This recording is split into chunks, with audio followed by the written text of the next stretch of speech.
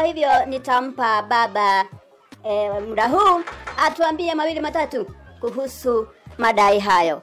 Baba, karibu kwenye studio. Salimia watazamaji. Wananchi, ningetaka salimia nyinyi kila mahali mko. Niambia kwa Raila Amolo Odinga ako sawa. Mimi niko sawa. Karibu sana baba. Bila kupoteza hata muda, hata chembe ya muda, hata kidogo, hata nukta, hata dukuduku. Tunataka tuanze hapa. Bwana Ruto anaendesha nchi hii vipi kulingana na wewe baba? Unajua Bwana Ruto ni mtu ambaye ni mkuu. Yeye amekuwa kipokeo ya umma na kunyanyasa watu.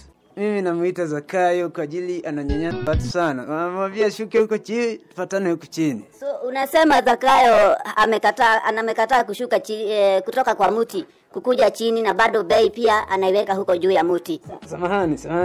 Bwana Ruto